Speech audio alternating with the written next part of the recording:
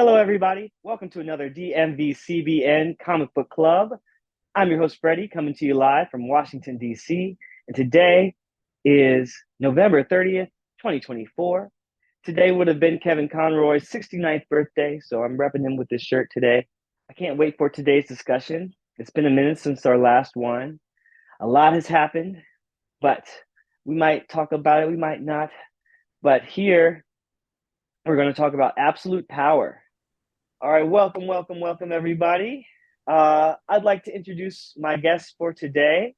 Let's start with Claude. How you doing, Claude? Can you Doing tell all us a little right. bit about yourself? Yeah, I'm Claude. I am a big comic book fan. My other thing is TTRPGs, like superhero games. So I'll often be talking about the two together and how they mix. And yeah, I usually do my talking over on Threads. I just started trying to post more on Blue Sky. Those are all Curly Insane Guy and Curly Insane Guy underscore for Threads. But yeah, happy Yes, to be here and talk about this event. awesome. Thanks for coming back to this show, to the Comic Book Club. And let's also welcome Travelle back to the show. How you doing, man? What's up, man? Thank you so much for having me come back. It's always a great time to talk to you, and it's always a pleasure. So thank you. All Thanks right. for being Well, here. yeah. Mhm. All right, fellas, you ready to get started talking about Absolute Power, DC's 2024 mega event? Yeah. Absolutely. All right, so I'll give a quick Yep. synopsis. All right. Thanks to the combined might of the unstoppable android Failsafe and the otherworldly Brainiac Queen, Amanda Waller has finally achieved her goal of stealing the metahuman abilities of every hero and villain on Earth. Can these powerless heroes defeat the trinity of evil and their army of living weapons? Well, you got to read Absolute Power if you haven't yet. It's advertised as a four-issue miniseries, but there are tons and tons of tie-ins, which bring it to almost like 40 issues. So, Oh, it's kind of worth the deep dive, I think. Like I think I read everything. I'll mention a few of the tie-ins that come with it. All right, so this actually goes all the way back to 2022 for those of you who read Dark Crisis. Like it was teased in the right. last issue, and maybe even Really? other stories as well. But yeah, I remember that they had some teasers for that at the end of that storyline, and then on top of that, we've got the miniseries by Nicole Maines. Uh, People might know her as Dreamer from like the CW superhero shows. Hmm. She was doing some writing on this storyline featuring her own character Dreamer in the comics now. So Well, Suicide Squad Dream Team was a mini series that kind of led into this. I didn't read that one. Did either of you guys read that one? I I did didn't. not. I'm kind of just returning to DC for this. I had taken a big break where I was like full on Marvel mode. Um, Yeah, same. but yeah, so some of the stuff I was less in on the context of, but I think they did a pretty good job of like getting you back into the swing of it. Mhm. Very I cool. think so too. I think actually, who was it? I think Wade is right, wrote it. Yeah, Mark Wade wrote it. And it's like, Yeah, I think there's few writers that have the ability to be as succinct and like as like neat when it comes to like actually fitting and packing in all continuity and making it seem organic. Like the way that he like writes characters, it's just like you're able to just snap right in place and remember like everything what's going on with the world. He's just a really great writer. yes. Mark Wade is a genius, a Yeah, he's a legend. genius. We can't Yeah. give him enough props because like he's been Excuse me. writing comics for so long, and almost Yeah, every single one of them is a banger. Like I'm like, Pretty yeah. much, I, yeah. I He haven't ever makes read. Right. Sorry. oh, you're good. He makes them really approachable, like you were saying. Like you kind of Uh, just can hop right in. So whether it's creator owned, you feel like you understand the universe immediately, or if it's one of the big two, he just catches you up to speed on what you need to know at least. Like it's right. like his Right. legacy on superhero comics, both for both DC and Marvel, is just like amazing. And he's also done some creator owned stuff as well that I would recommend. But in general, though, I just want to say, I want to shout out his run on Justice League he did way back in the 90s with Grant Morrison. He Mm, was doing kind of like fill-in issues during Grant right. Morrison's run. and Right. like I think it was called Tower of Babel. Tower of Babel, right? Yeah, that is his, right? Tower of Yeah, Babel is his. that was like such Yeah, a that storyline continues to be discussed yeah. because um it was Because of about Brother I, Batman. Yeah, well, that was before yeah. that, so I was going to mention that too. Okay, But right. but with Tower of Babel, Batman had some what do you call it? Some contingency plans for the Justice League that got into the wrong hands, and so that was one of the first times where we kind of see that conflict, and then we see it many times since then because later on, Jeff Johns did the whole Infinite Crisis, like he said, where Batman created Brother Eye. He created an AI in the sky who was like surveilling everybody, and it went rogue and caused huge problems. Yeah, but I'm almost certain that that was kind of a through line from what Wade's writing was when it came to Tower of Babel, because Tower of Babel kind of is like the first modernized take around like infighting with the DC with like Justice League, like Yeah. infighting and then distrusting Batman, and there was Mm-hmm. so much that like the like Justice League and Justice League Unlimited like lifted so many elements from just that one story alone.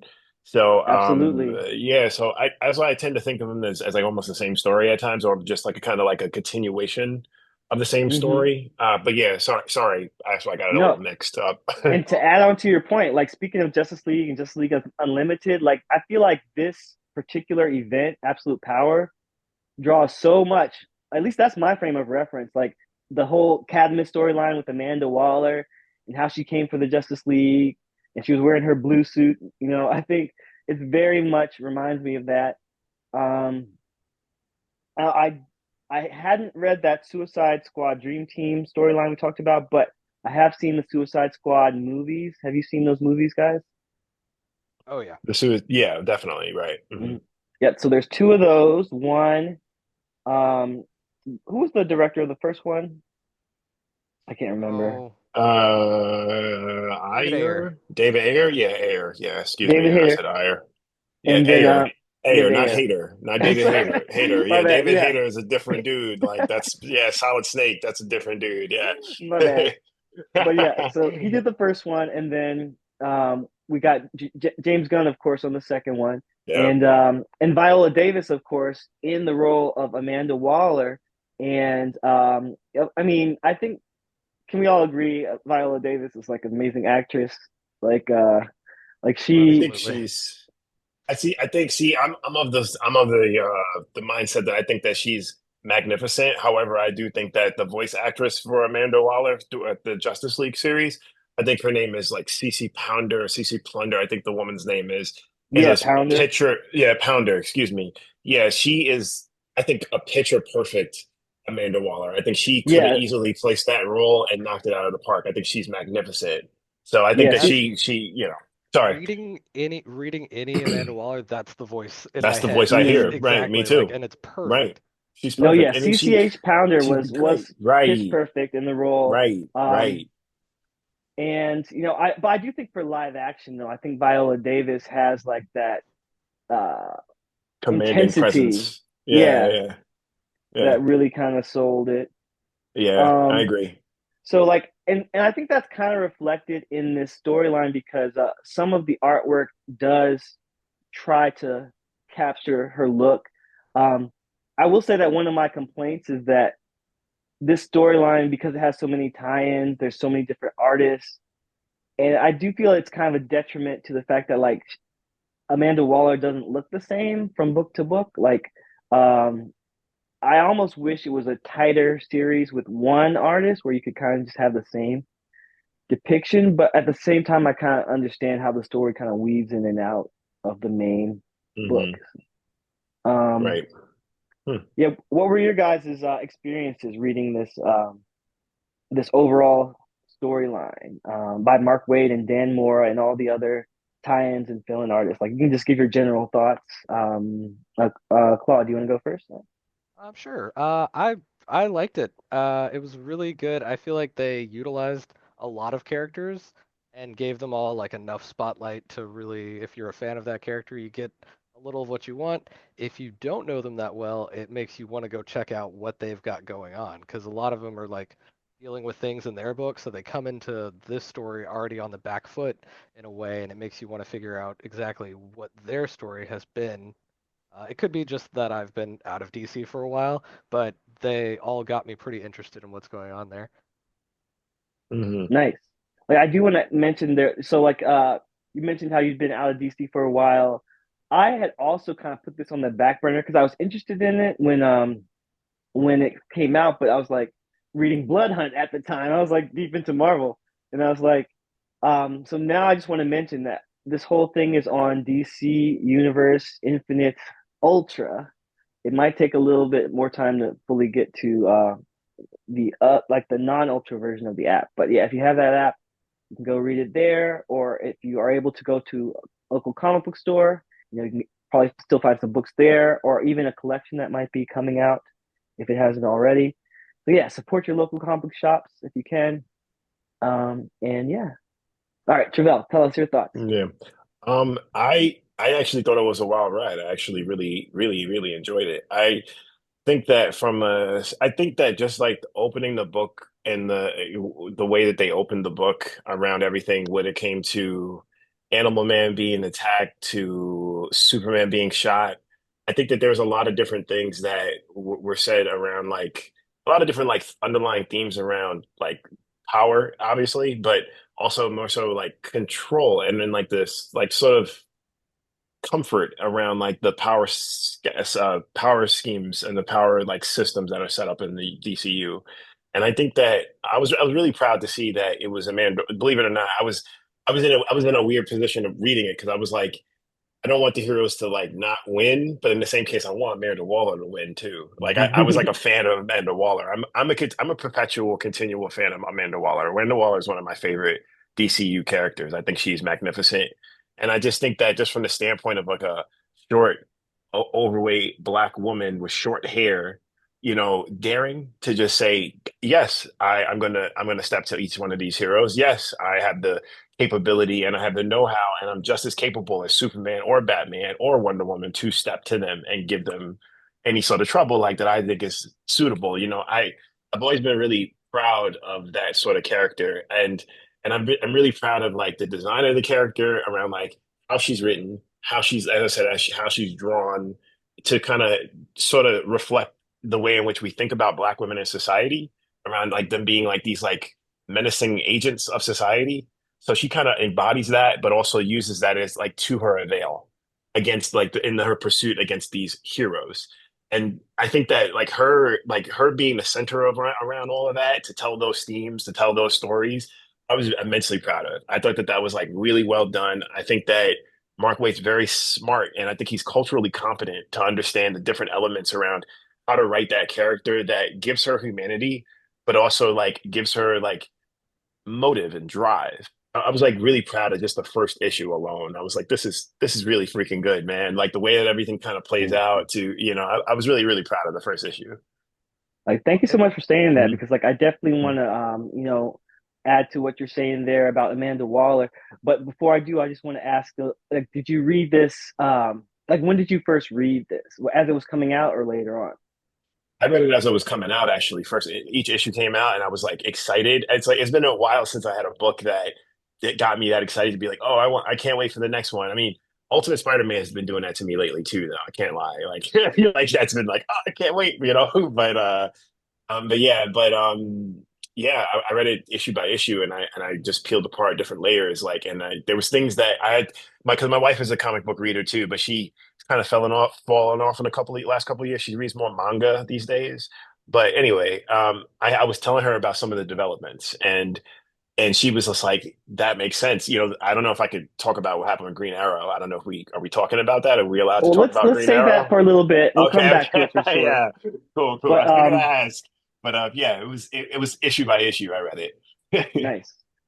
Yeah, I was going to say that for me, I didn't read it until recently, and this was mostly after the election. So like that put it in a different context for me. And so when I Wow. share my overall thoughts, I want you guys to know like I have to look at it from two angles. Like I look at it both without historical context, but also with historical context because like without historical context. like just in the context of itself, we have, a really exciting story about, superheroes versus, a villain, so to speak. Um, but with historical context, I can't help but draw parallels to the election, you know, to the candidates in the election. And even then, it's like this, it really hits me different because it's like, like you said, Amanda Waller is like this powerful Black woman. Like she's very self assured. Like on the surface, she kind of represents, you know, she kind of represents Kamala Harris in a sense. Like she's a woman who's a Black woman who is like ambitious, and she's like, trying to break that glass ceiling. But underneath the surface, she's more like Donald Trump because like she's about mass incarceration. She's like she's not respecting, this minority, so to speak. Like I mean, you could say that the metahumans are a minority of the population. Hmm. Yeah. Um, and like it's just kind of interesting to try to draw those parallels because I was wondering about DC's intentions as far as writing this storyline. Hmm. Like I'm sure that they just intended to tell some good stories, and they probably weren't trying to make too many political allusions because Amanda Waller's been around for decades Since the now. 70s, since the Yeah, 70s, yeah. like shout out Right. to John Ostrander, Right, John Byrne, Ostrander. Lynn Wein, her Hmm. creators. Right, right. Um, I think they were just trying to tell an interesting story with her at the center of it. But I think the timing of it coming out before the election, I wonder, is there a bias that like people see her as a villain or they see her as a hero or they like or a bit of both like like I wonder to what degree these storylines either feed into our biases or help shape them. But that said, I think it was a lot of fun to kind of like just the narrative of the story, how it was like bringing different characters in and out. And to that point, let's talk a little bit about Green Arrow because he kind of like is right there at the beginning. Like, were you either of you reading his title before or like up lead in up to Absolute Power? I read a I was little bit of actually, him, but yeah, Okay. I yeah, wasn't I current or was. anything. Yeah. Green Arrow was in my pantheon of like favorite DC heroes. He's one of my favorites. Like he's in my top like Good three choice. Good favorites. choice. Yeah, I'm I a big Roy love him. Harper fan. Yeah, Roy Harper's Nice. awesome. Yeah, so Yeah, like it was interesting because like again calling back to Justice League Unlimited, Green Arrow was like one of the loudest voices saying that they cannot be uh, gods in the sky ruling over everybody. So here in this storyline, we find that he's on Amanda Waller's side, and he even betrays his whole family of the Arrow people, and we can follow that plot line in his book. Um, so, do you have any thoughts about that you'd like to share? Yes, I do. That was one of the things I was going to bring up before, as I was telling my wife about what was how the book was unfolding. As each issue came out, and I told her about Green Arrow and the whole switch with him because I don't know if anyone read it, whoever's listening or watching, but in the book you find out that the reason why the heroes end up even getting the drop on them, like Amanda Waller gets a drop on them, is because Green Arrow's been feeding them information and being a double agent.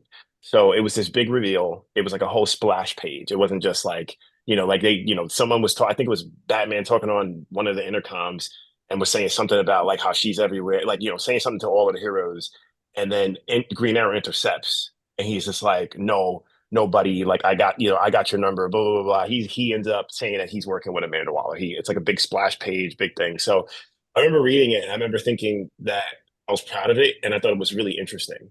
Now I was proud of it because this is true to form to what Neil Adams and and I want to say, I forget Denny O'Neil's original run of Green Arrow and a hard traveling hero, Green Arrow and Green Lantern's book in the 1970s. It's very true to Mm-hmm. form for Green Arrow because what it does is it kind of explains that he has always been an agent of challenging power systems and he's always been an agent of that. That's one of the reasons why Green Arrow is one of my favorite characters, is because he's this character that is anti-establishment and believes in challenging the status quo and believes in questioning things. And and not to mention he's a blonde white man doing it. That's like one Hmm. of my favorite reasons for why he's my favorite character. So him being in this position to like actually just like turncoat like that in the middle of the issue, to me made a lot of sense. That he was in a position that he was like thinking that the heroes would just got too powerful. They've kind of fallen out of touch with humanity.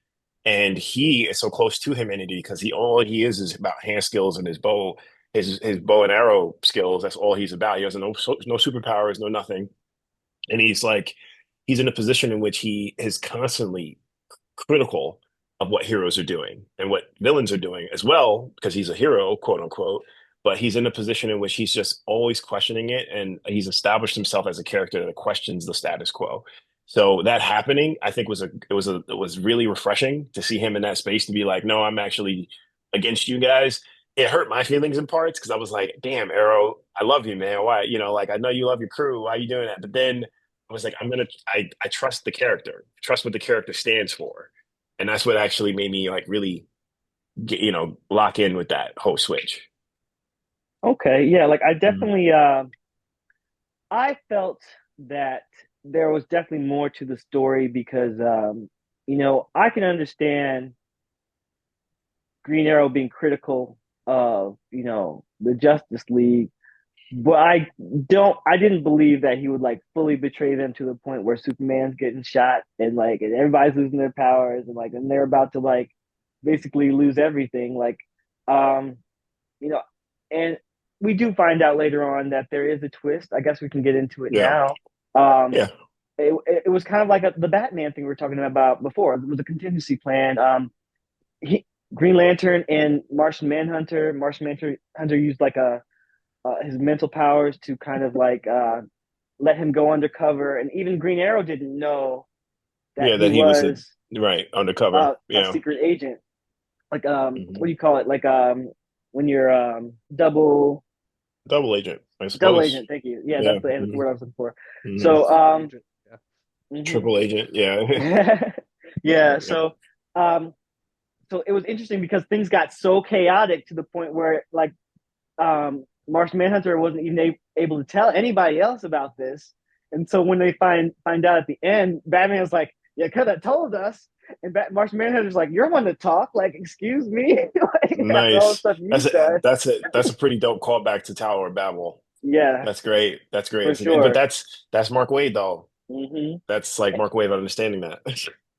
So speaking of that, I do want to kind of go on to talk about Batman and how like we talk about Tower of Babel, we talk about the OMAC and like the Infinite Crisis stuff. And then now we've got Failsafe. Like, had either of you been following Failsafe in that storyline and Chip Zdarsky's I Batman? I I wanted to I wanted to check it out. I just didn't. I didn't even get around to it. I've sort of been disenchanted with Batman for some time now. Okay. So I didn't even I wasn't really interested in reading what was going on with Failsafe. I think Failsafe's an interesting character so far. I was from what I read in Absolute Power, I thought that the character was pretty interesting, but I didn't get a chance to read it. Did you or did anyone read it? Claude, were you able to read any of that? The Batman? Yeah, Claude's going to be in and out. Yeah, sorry about that. No, I was a little bit aware of him. I'd Hmm. like kind of done because I like Chip Zdarsky and Me his too. work in comics, but Hmm. yeah, I'm kind of the same way where I don't follow Batman that closely. I Hmm. like Hmm. him when he pops up and does a cool thing and then leaves. Okay. He's not Hmm. my favorite to focus on, but I thought Failsafe was an interesting idea. It is like a bit much that he could build something like that. It's that like god level Batman that I'm not as much a fan of, that he could create something that's like gonna solo the Justice League basically. But it's a good menacing villain. It just kind of loses me with the scale of what it's able to accomplish. Well, I'll say that I did read all the Chip Zdarsky Batman stuff leading up to this, and I thought it was pretty good. Your mileage may vary. I know Batman, he's very oversaturated. He's everywhere. He's got multiple books. It's hard Hmm. to keep up with. But I just want to say that like it is kind of interesting, but it's also kind of derivative. Like for me, Failsafe is very much in the mold of like an Ultron character. He's like, you know, the hero creates this AI, and it's intended to do good, but then it goes crazy and does a lot of bad things, and it's hard, almost impossible to stop. And I think um, like I keep talking about this, and Travelle, we've had some discussions about AI and stuff. I feel like in media, we consistently see this theme of, AI turning rogue, whether it's, fail safe or Ultron or like or Terminator or like, or a Mazo. Mazo. Exactly. We got Mazos Mhm. in the storyline. We even have the Mhm. Brainiac Queen. Like it's like over and over and over. And like and Mark Waid also was hitting this, not like even before this in his World's Finest arc, he had a whole thing about, all the robots being like co-opted and going crazy. And so it's like uh I found that interesting that that was one of the major themes here, that we have, Amanda Waller particularly teaming up with robots, with AI. She doesn't really have a lot of humans on her side. Like she does have Green Arrow, but he's, a double agent. And she does have the Suicide Squad, but they are like, threatened to be there. Mhm. Um, like this is she's really out here on her own with a bunch of like robots ready to take over the world. It's kind of crazy. Um, but Well, back to the bat. Go ahead. I'm gonna say piggybacking off of that, even the opening of it where it's about AI and disinformation and Yes. making the heroes look bad, like Hmm. it's clearly something Wade wants to talk about. Yeah. And I thought it was interesting that they framed it starting with that because going into it, I didn't know that was the opening angle. Yeah. That seems kind of Yeah, like a fresh way. Like it's something that we don't see in comics a lot, where they're able to really talk about disinformation in that way, because I'm sure we've seen uh, you know, uh, storylines in the past where the heroes are being made to look bad. But with the technology we have now, she made it was so easy. Like she was able to like just show everybody all this terrible stuff the heroes were doing. They weren't really doing it. It was just a bunch of deep fakes. And it was to the point where Lois Lane, who's now the editor of the Daily Planet, she was like, we cannot run this. This is not. There's no journalistic integrity behind this, because indeed. we I don't know I what's actually really like that. happening. Hmm. I actually like that a lot. But then Yeah, Amanda yeah. Waller co-opted her network to like they're Mhm. posting it anyway. They don't have control over it. Like it's just being Mhm. shared worldwide, and everyone's going crazy. And like and instantly, everything kind of like went to crap. So. See, I'm of the mind of thinking like, we've had these types of like weaponized disinformation type of stories before. We've had them, but Hmm. I don't think we've been able to craft. I don't like a writer like Wade hasn't been able to craft something so relevant and potent. I think that Hmm. that's because of like how comic books usually reflect the larger society, right? Comic books, I always say, are our modern mythology. So it's like Yep. if we're in this position in which we're like talking about, disinformation and it being concerted and being weaponized in a specific way. I think that this is kind of like just kind of speaking about the larger things around how like information is disseminated nowadays. And I actually think, like I said, I think that the way that he wrote that was like really, really clever. I think it was like really smart. I was actually really proud of that around how he actually was able to like lay out the larger story around that and get people, just the common people, to be more scared, like show that common people are very, very like can be very easily manipulated and afraid of things. And, and so I was like, I thought that was like really well done. I really, really enjoyed that.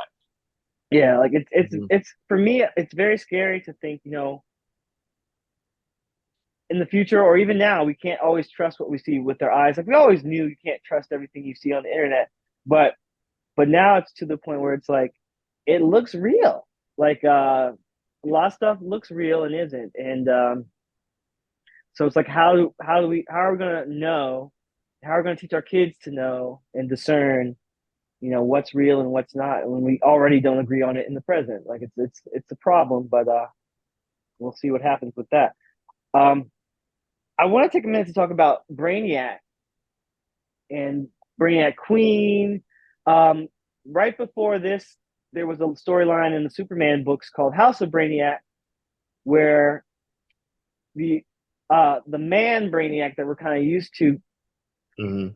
he was building his Brainiac Queen. Did you get a chance to read the storyline?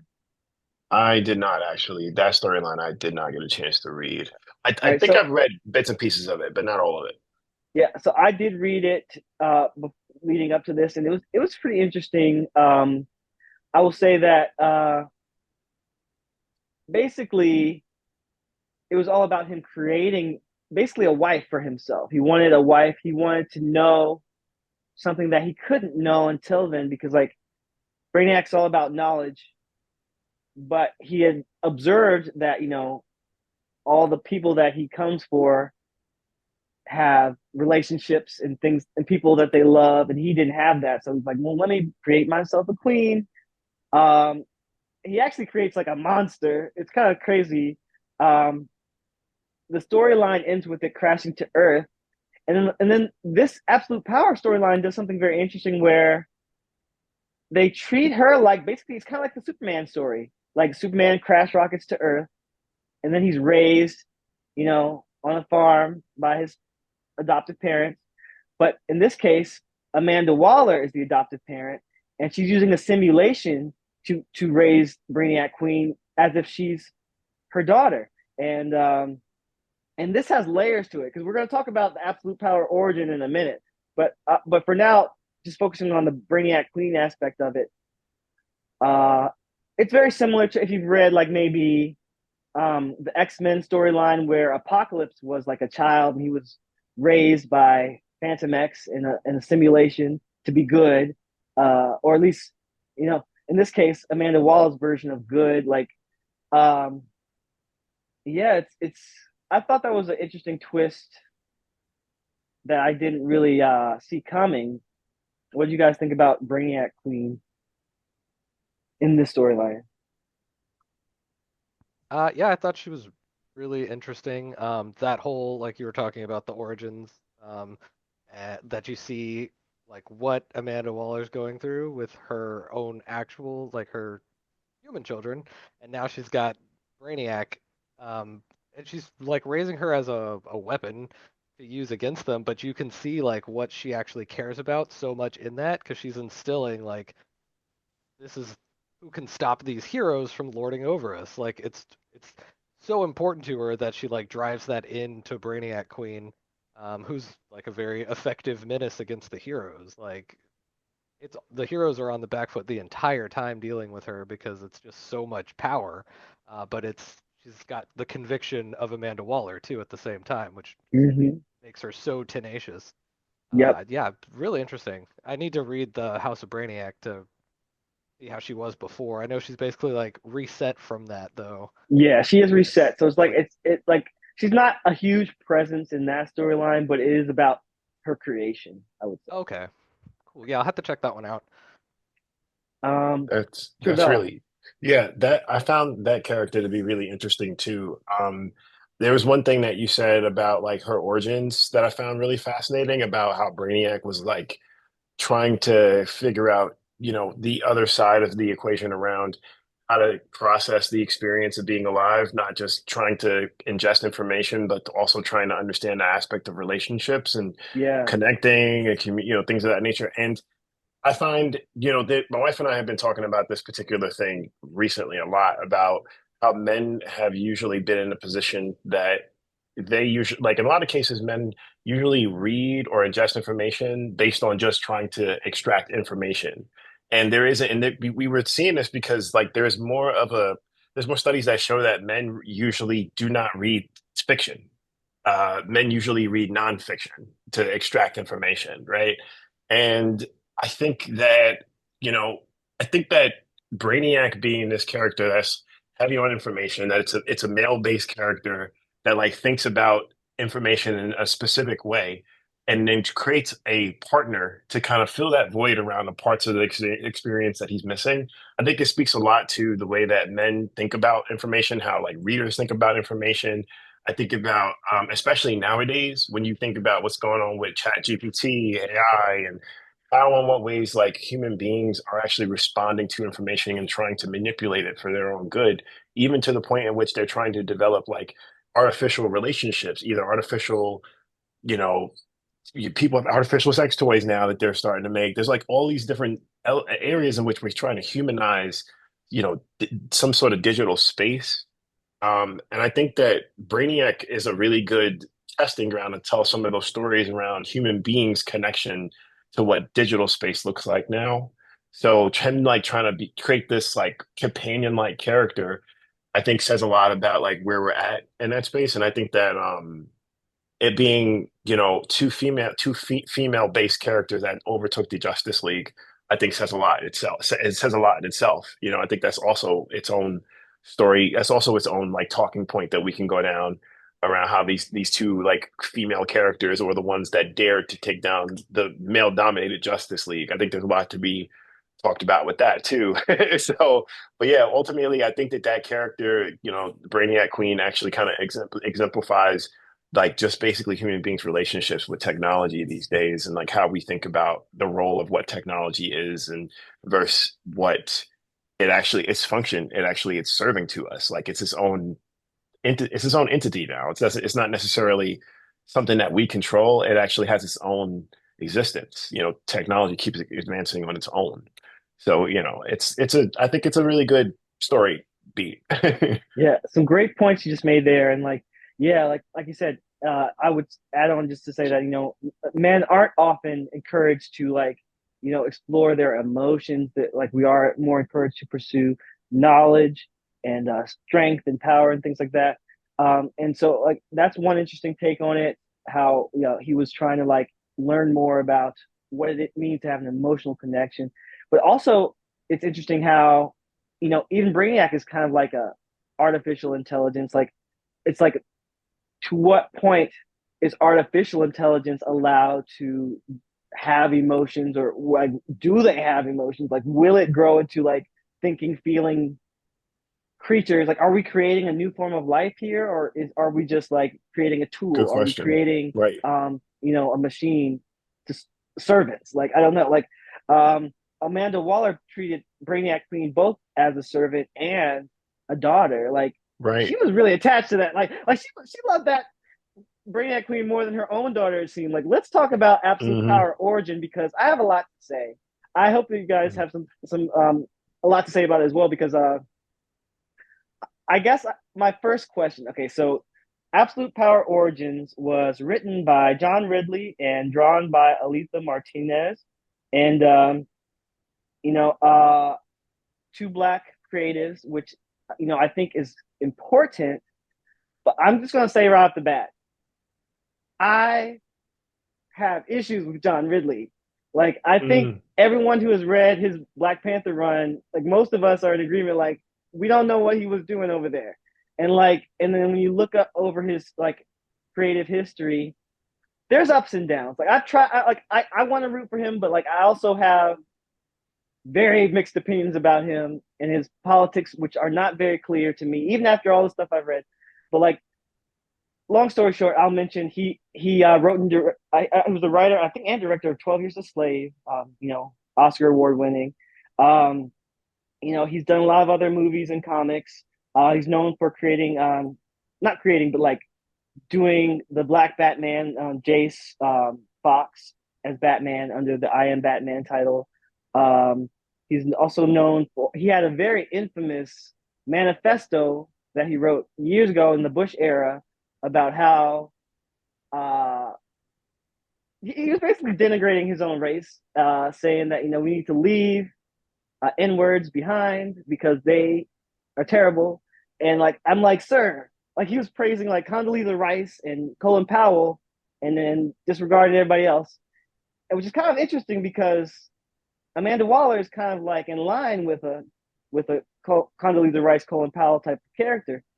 And then on top of that, but then that was in the Bush era, so I'm giving him some slack. I'll be like, okay, well maybe he's kind of like changed his views over time.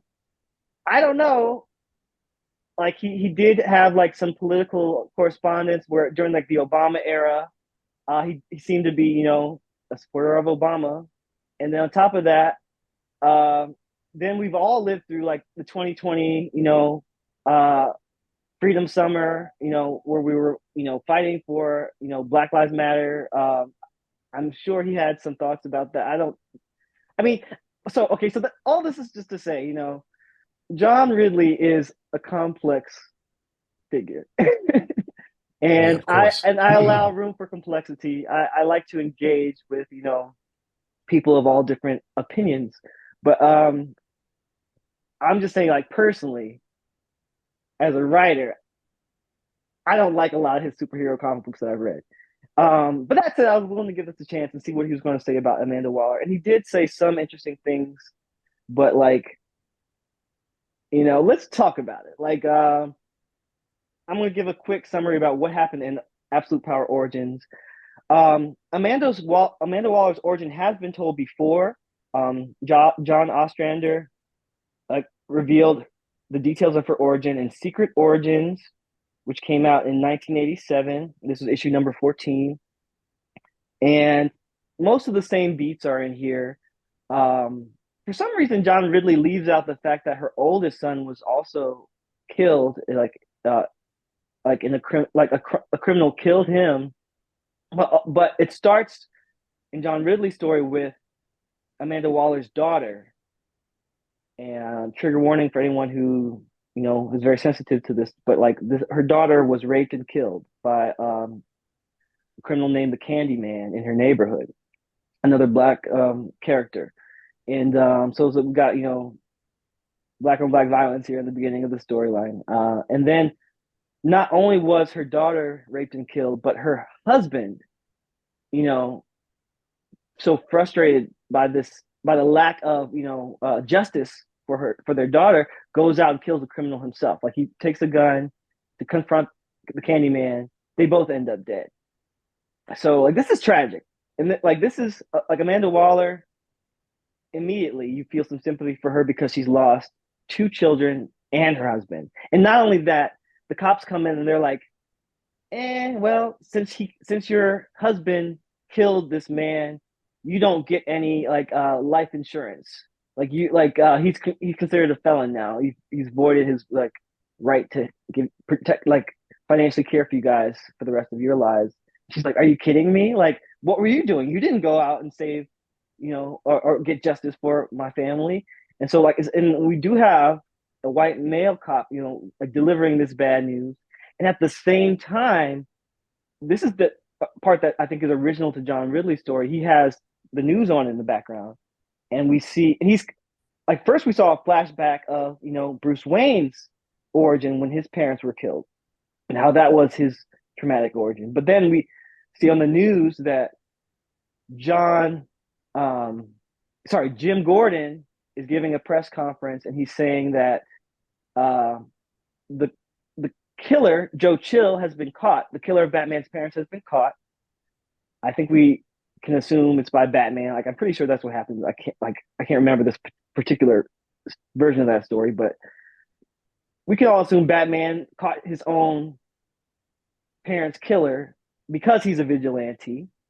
And basically, Jim Gordon was saying that vigilantes have rights under the Constitution. Like, he said, if you have a problem, take it up with the Constitution.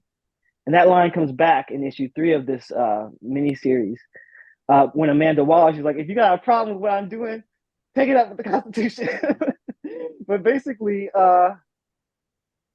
it's just an interesting juxtaposition of how, like, Bruce Wayne is a wealthy white man who's able to get justice for himself through vigilantism, but Amanda Waller is a not wealthy black woman who is not able to get justice for her family, no matter what she tries. Like, she goes to the cops, they're not helpful. She ends up working for a political campaign that is about, they're anti-vigilante. And then there's a flip at the end of the first issue where we find out she is not really supporting this political candidate. She's using him to get what she wants. And she's manipulating him, blackmailing him, even threatening his family. So, and this is another black man. This is the political candidate is a black man. So I'm just saying, like, it's very complex because you know I want to root for Amanda Waller, but at the same time, I'm like trying to understand what are her goals and what is her motivation because something still doesn't connect for me personally. I'm like, why do you hate vigilantes and superheroes so much? Because they're not the ones who killed your family. Like, like from my perspective, I'm like, you know, I understand being upset about the lack of justice, but I'm like, who? I feel like it's misdirected anger, to be honest, because you've got like Batman didn't kill your family. You know what I'm saying? Like, how did she become? How did she flip from being like, like wouldn't she have a problem with the law and order? Like, I feel like that's the problem. They're the ones who were not like giving her justice. I don't know. What do you guys think I about all mean, this? I think well, for one, there's a lot of things. First of all, I haven't read it, so I can only say but so much about that. Based on what you've said and based on what you've described around like the plot line around the story, I think that is incredibly lazy and incredibly like reductive to, for one, Black people's experience, but also like Black people's experiences when it comes to dealing with any sort of like you know law and like order and any sort of like infrastructure and power in society. And when it comes to the government or federal law, I think that like it's a very lazy way of putting it, of writing a story based on what you said about her, her family being killed. Especially, it seems as though first and foremost that John Ridley has like some sort of agenda against just Black women. I Black mean, women he and has black a men, black. black people in Well, general. well, Like I well, I would say, yeah, I would say Black people in general, but I say Black women in particular with this because of how he keeps positioning Amanda Waller as, for one, like being Black women in general being tortured in a specific way, like rape and being murdered. That and it's one thing, and then also like putting Amanda Waller in a position in which she's always like playing a Black man, like trying to like screw over a Black man. It's like it perpetuates this ridiculous notion that Black women are treacherous and they have ulterior motives and they can't be trusted. It actually kind of feeds into that sort of narrative. It's foolishness and it's I tired and agree, and it's like, whack. and it hurt me when I was comparing this to Viola Davis' portrayal in the movie because I'm like, Right. I think back to that scene where she like flips out because everything's going Yeah. wrong, and then they have to like knock her out. Basically, I'm like, basically what we're seeing here is an image of a black woman who is like not someone who should be in power. Like Control and trap power. Right. yeah, Right. they're portraying the image of the angry black woman, the That's stereotype, right.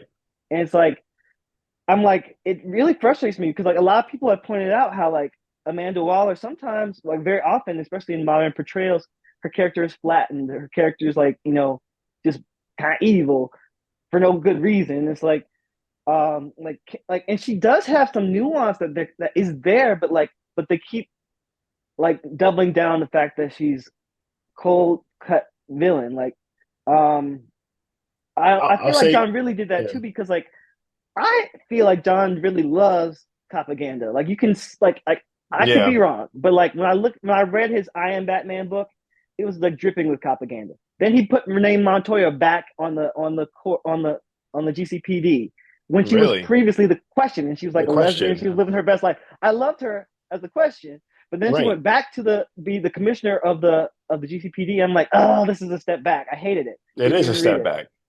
And so It like is a step back. Yeah. so John Ridley is doing all this stuff, and I'm just like, sir, what are you doing? Are you doing this like to please somebody? Because you're not pleasing your fans. like I don't know, but I don't know.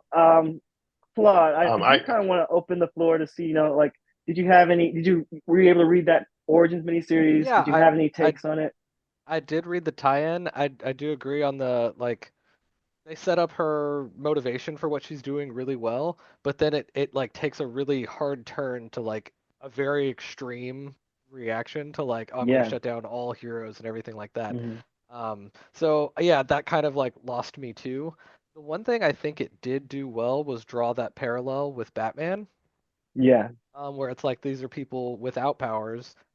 They're like unsatisfied with how things, like how justice is being handled in their lives, and they go and solve it themselves, because that's what it is. She like utilizes her intelligence. She goes out there and like finds the blackmail on people that she needs to control them, and it's literally just like Batman in that, she went out there and got power for herself Yeah. to to bring justice the way she thinks she should. But I feel like it wasn't like the connective tissue of like point A to point B from, yeah, I'll shut down all vigilantes, does seem like the wrong direction. And I know there's, Yeah. there's that angle of, sometimes people have really good motivations, but it's misguided. But you don't see with how she's like how intelligent she is, how she wouldn't like run into that being Right. the wrong direction. It's, Right. Hmm. yeah, it just like doesn't feel quite Contrived. right for her character. Yeah, very contrived. So, Right. so I do want to point out the fact that a lot of these elements, like I said, they were already established in John Ostrander's Secret Origin story. Like the fact, everything about, her family being killed and her daughter being raped and murdered as well. The thing about her using a black man. I think in that story, I haven't read it yet, but I think the political candidate in that, I think was more um, sincere, her support for him. Like I think in that story, she helps the political candidate. He wins, and then she gets noticed by Ronald Reagan of all people. And then Ronald Reagan's like, and then she gets to tell Ronald Reagan her idea for the Suicide Squad. He's like, "Yeah, let's go for it." And Ronald But Reagan would be like, Ronald Reagan would be so down for a Suicide Squad. of Are you course, serious? He would yeah, like love the idea of a Suicide Squad. What? right. So Man, like that's actually a good storyline. so But it's very interesting yeah, because like that's like really of the time, and like they did kind of cut that part out of the modern version of this story, but yeah, so she that's starts the crazy. Suicide Squad, and then immediately in like issue two, she's like blowing up an entire like town or something, like killing people, mass murder, and getting away with it, and like covering it up. I'm like, whoo, we have escalated so quickly. like So quickly. like it's hard to like for me it was hard to like really uh see if there's any redemption for Amanda Waller, because I felt like they were going hard and portraying her as a villain, and then like but I do want to agree with what Claude said. Like the juxtaposition of the Batman, I thought that was like there was something interesting there that I feel like they could have dug more into. And then on Mhm. top of that, the other thing that was interesting was seeing how she interacts with her remaining kids. She has three kids who are still alive, and they're all named after black activists. You got Martin, Jesse, and Coretta. All right, so I think that you It was know so hokey. It's so like so hokey. it's very It's hokey. like, It's very on the nose. I think I feel like that those were their names before John really got yeah. his hands on it. I'm Sure, not of course sure. they were. Only a white person would do that. Yeah, Yeah. because like I feel like black people we don't really name our kids that. Yeah. Like we We revere we those figures, but we we don't. I don't we know. do, but we do it in more creative ways, and we do it in ways like maybe we give a middle name to someone, and then also we honor Black people in our families that way. Mm-hmm. Not Yeah, necessarily like oh, Black public figures. It's yeah, to some degree we may, but not like that. Like yeah. each, like that. That's like really hokey to me. But no, Very on the nose. before we keep it moving around from away from Amanda Waller's origins, absolute power. I have to say this. I do think that for everyone listening and watching, the most if you need a very succinct and I think most grounded and dimensional take of Amanda Waller, please just watch Justice League Unlimited.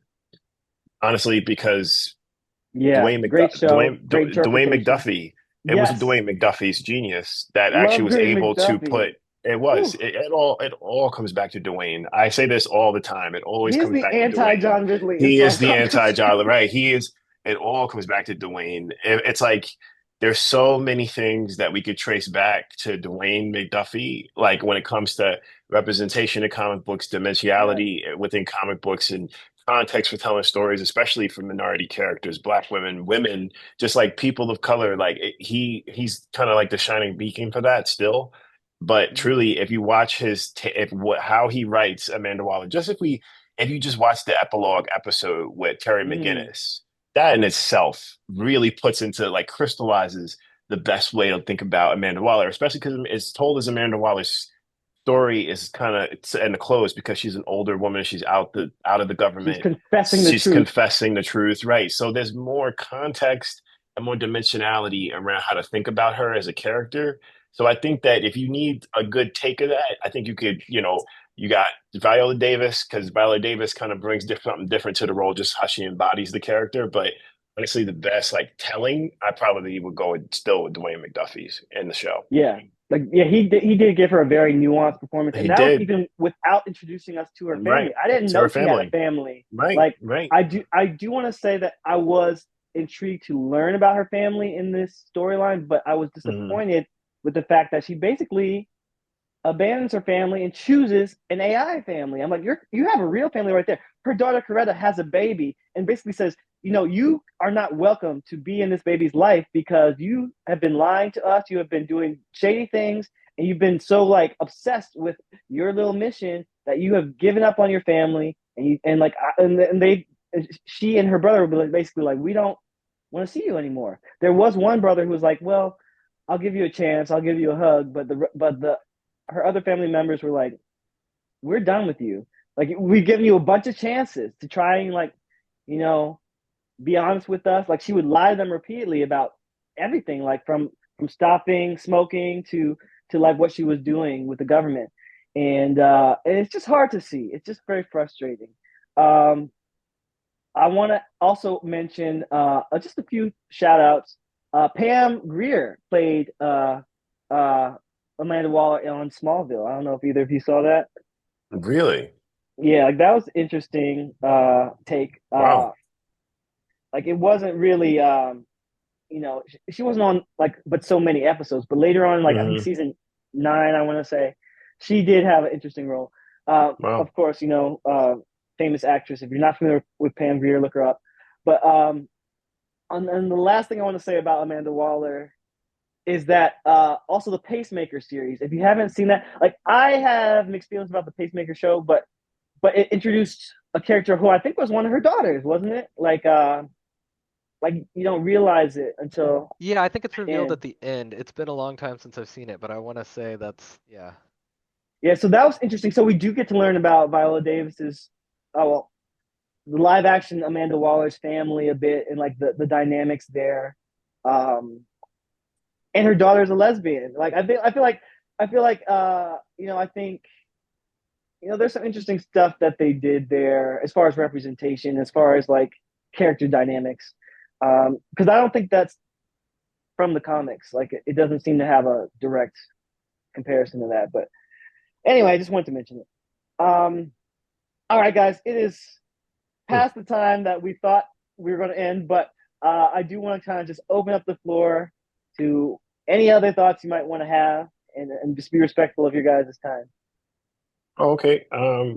All I can say is that I think that I think Absolute Power is a fantastic setup to what we eventually get when it comes to the Absolute universe and everything. I think that it's like a really interesting lead up to like where we end up eventually going to. I think it's and another thing about it too. I actually didn't hate the way it ended. I know that the way in which I know that like the way it ended was kind of divisive in certain spots, but I like that, like some of the information was kind of locked away in Amanda Waller's mind. That's kind of how the story ends. Like she's like in jail. I'm almost It, certain I forget yeah, who Dreamer. Dreamer does, right? Dreamer does. Dreamer It like was takes poetic her, justice because like yeah, the story she took starts her, with right, Dreamer being coerced by Amanda Waller into doing terrible right, things. I think she right. kills what's his name? Jay Nakamura, is that Hmm. boy? Yeah, So or the character so that's super that's John Kent's uh love interest. Oh, Um we didn't even wait, talk who? about John Kent. John Kent. Yeah, I was gonna say, like, I think John Kent's really great in that too. Yeah, What like happens with there was him? an interesting storyline there. Yeah. Um but Yeah, but you were saying that yeah, Dreamer, the way that um Dreamer kind of gets her revenge, so to speak. Even and Dreamer even like dies in the middle of the storyline, but comes back through like the dreams of John Kent. So it's like it's Hmm. just interesting how they did that. But yeah, I'll let you finish if you were saying. No, no, what you I liked was just about it. simply I was just simply saying that I think that it was interesting. I think it was like a really good idea around like it being that they didn't kill her off. She didn't die. She Hmm. didn't, it was just a matter of it being that he effectively made her powerless by taking away her information. And to Yeah, information is I think that that's sort of the whole point. yeah. From the beginning of the story when it comes to either AI and misinformation all the way down to Hmm. Amanda Waller actually losing her access to information in her Yeah. own mind. Yes. I think it actually kind of parallels the ideas around how we think about AI and neural networks and machine learning, all the way down to just the way that the human brain it works and how, when it comes to the concept of superhero is its own technology. So to Yeah. be able to like use that and make shift that into its own story, into a sub story around these characters, how information plays all these like potent roles in everybody's life. I think that that was Yeah. like really, really well done, and that's why I think it was powerful that they did not kill her off. That they just simply made her ability to access her information rendered that useless. Like put her in a position in which she can't have any access. That's like the equivalent, as I said, of like almost in the case kind of like not having Wi-Fi. It's like it's Hmm. such an important component nowadays to have information at your fingertips, and when you don't get it, it's like it completely makes you powerless. Yeah. And she was an interesting avatar for that. And but also, as I said before, about her being a black woman, in a lot of cases, this may actually put her in a position to actually be more ruthless.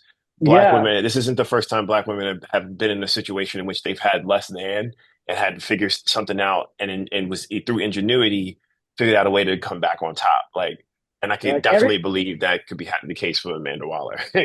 absolutely. I've heard multiple people say like, "Oh, like y'all kept her alive. She's gonna come back harder next time." And this Yeah, time was she like hard is. enough. I'm like, damn, Right, like right. She almost got them, man. I remember reading the first issue and being like, wow, this is a blitz.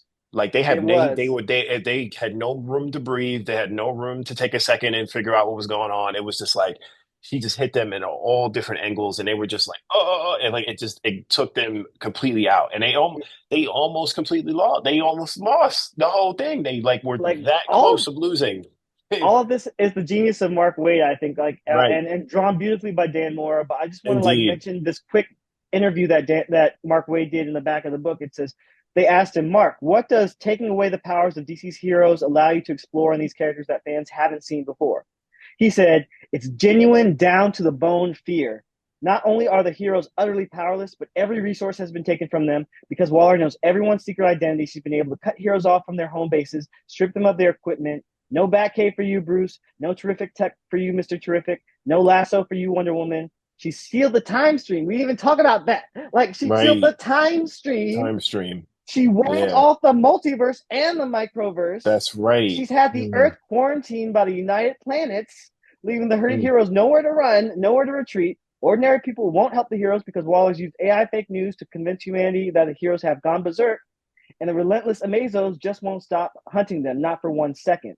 So he said, remember, I've read every single DC superhero comic ever, and I'm here to Yep. tell you, I set out to make things more hopeless for our heroes than they have ever been. And that's just in the first issue. I'm That's just like, the first issue. I'm And like, it you was did that, real. sir. You did He did that. Yeah, it. Like, He I did do felt it. it. masterclass. Like, yeah. Yeah, it's a Um, masterclass. It is wild. But woo, I I was gotta take a breath. Claude, I tell was us. actually going to ask, but you ended up answering already about how you think Amanda Waller will go forward from here. But yeah, you kind of already touched on that. Because I always, whenever I read an event, I think about like how they put the toys back on the shelf, basically. Like, Mhm. did they set them on a weird course forever by making them do one weird thing in this event? Mhm.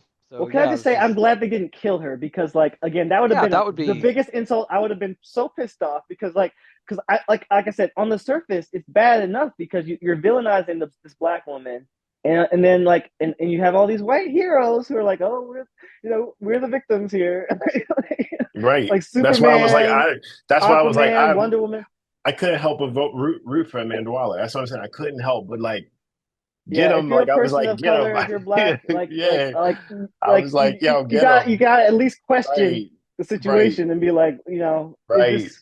is she truly, They truly, truly the they villain? took But her to like, such a high in this, Hmm. like with how mhm. much power that she managed to get. Like, where do you Hmm. think she goes from here? Does she start when she comes back? Because it's inevitable. Do you think she's going to be like a very background figure, or are they going to just bring her back for giant things again? Like, what do you Well, think is going honestly, to I could see like a Kingpin storyline where like, okay, she's already been as bad as she can be. Maybe now she'll try actually pretend she's good, or maybe she might actually try to be good for at least a little while. I don't I think know. that'll be powerful if they made her good for a while, well, quote unquote good, or sort of be Mhm. in like in a position in which she could help, do like people for an whatever enemy of reason. my enemy thing Yeah, where they yeah, have yeah. to That work would be together? interesting. Yeah, to see how that works. I would like to see that on some like odd couple, sort of like good cop, bad cop situation with the World's character. Finest Yeah, with Amanda Mara's And Waller, the finest with hero. Amanda Waller. Right, that'd yeah, be interesting. Well, ooh, she's not in control, when she like has like to like like flip work. the script of Suicide Squad, where instead of like coercing people and putting brain bombs in their bodies, like maybe she's actually learning to work with people and trust people. Like I think that could be very interesting. But yes, and I think that's really what is like her superpower in a sense is actually showing how brilliant her strategy is. If you put her in a position you can write out her strategy, or you like sort of like right now how Daredevil's senses work, how like really fascinating that is to just see how that's written and depicted. He's like he can hear people through walls, and he like falls in different spaces to go make sure he's like listening to heartbeats. And if you do that, but then do that in a sense when it comes to Amanda Waller and her strategy and her being a black woman and a heavyset black woman, short hair, Hmm. if you use all those same elements to tell that and build that up, I think she would be really, really, really compelling. All right, well, Yeah. what is she doing in this situation as a black woman with this knowledge and knowing her history? What decision would Amanda Waller do? What would she do in this situation? Hmm. I think that in itself would be fascinating. She's far more fascinating than people are giving her credit for, unless you're Mark Waid, because Mark Waid was Or like, she's interesting. So, yeah, and I gotta say, there's something that that we haven't mentioned yet that I just have to mention. She's not 100% wrong because like and on the mhm. topic of like Right, we did mention it, like as far as like the heroes being like having no oversight, having right, like the right, disasters that come along with them, like she's like your mere presence, you're the reason why Brainiac was here in the first place, Superman. right, right, right, Like right. she might be a little bit like she might be wrong. Like Brainiac came on his own, I guess you could say. But like, I guess my point is just that like it's not a bad idea for the superheroes to have someone to be held accountable to, and it Accountable showed the too. best That's right. Exactly. Yeah. in Justice League Unlimited. Like you said, like Cadmus, the whole point was to like Right. put a check on their power. That's right. That's So it. Right. so I wish they leaned into that more. Like we got glimpses of it here in the storyline. Like there was this hilarious moment where the Mazos were like trying to hunt the heroes, and then there was like disasters happening, and then she was like, "Well, we gotta save the people, though. Like I'm not a sociopath." And then Failsafe and Dreamer look at each other. They don't even say anything. They're just like, She's not a sociopath. I don't think It's she's a true so. though. Yeah. It's I don't think she's she's. not. I just think she's usually really using the same weapons to her avail that governments often use against people. And it's just that she yeah, looks like a sociopath because she's a black woman, because she's a black woman, and that's the only reason. It's like people did being distrustful of Kamala and not being able to articulate why. It's just like I don't know. There's something inauthentic about her. Something fake. What do you mean? Like she is the same sort of politician that Joe Biden is, the same sort of politician that Reagan was, the same sort of politician that Clinton was. They're the same politicians. They're using their power to do specific things for specific reasons to like sort of feed into their particular constituency for whatever reasons. Like the point is to be a politician.